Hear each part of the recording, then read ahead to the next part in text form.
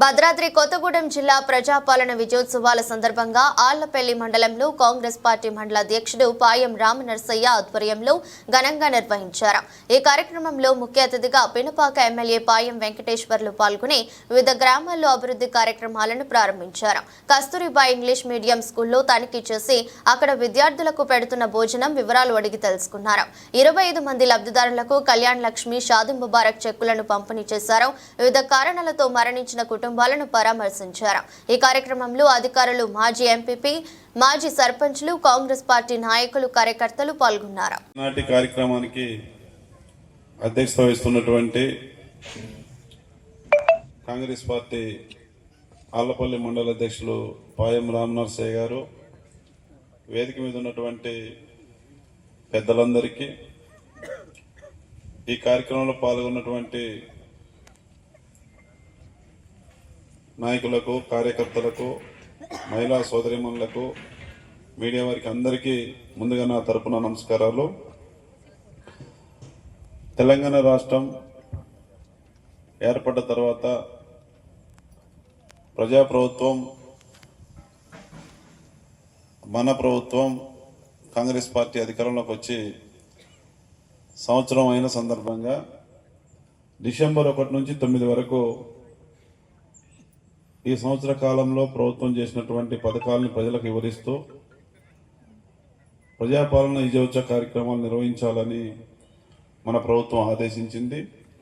ఆ మేరకు ఈ రోజున ఈ కార్యక్రమం ఏర్పాటు చేశారు. ఈ సంవత్సర కాలంలో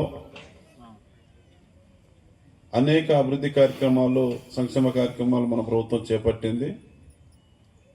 అవి మన కళ్ళ ముందే కనబడతా ఉన్నాయి. ఒక సంవత్సరంలోనే ఇవాళ 2023 నవంబర్ 30 తారీఖున అసెంబ్లీ ఎన్నికలు జరిగినాయి. 23 డిసెంబర్ 3వ తారీఖున కౌంటింగ్, డిసెంబర్ 7వ తారీఖున లాల్ బహదూర్ స్టేడియంలో మన ముఖ్యమంత్రిగా రేవంత్ రెడ్డి గారు ప్రమాణ స్వీకారం, 2023 డిసెంబర్ 9న అసెంబ్లీలో ప్రమాణ స్వీకారం. ముఖ్యమంత్రిగా రేవంత్ రెడ్డి గారు, మీరందరూ ఓట్లేసి గెలిపించిన మీ ఎమ్మెల్యే నేను 2023 డిసెంబర్ 9వ తారీఖున ప్రమాణ స్వీకారం చేయడం జరిగింది. మన ముఖ్యమంత్రి గారు ప్రమాణ స్వీకారం చేసిన కొద్ది గంటల్లోనే ఎన్నికల ముందు ఏదైతే 6 గ్యారంటీ పథకాలు అమలు చేస్తామని చెప్పామో, నాతో పాటు వేదిక మీద ఉన్న నాయకులందరూ, వేదిక మీద ఉన్నటువంటి ముఖ్య నాయకులు, కార్యకర్తలు అందరూ కూడా మనం ఊరూరు తిరిగి చెప్పాము, వచ్చేది మన ప్రభుత్వం, ఇందిరమ్మ రాజ్యం, మీరు ఓట్లేసి గెలిపిస్తే 6 గ్యారంటీ పథకాలు అమలు అవుతాయని మనం మాట ఇచ్చినాం.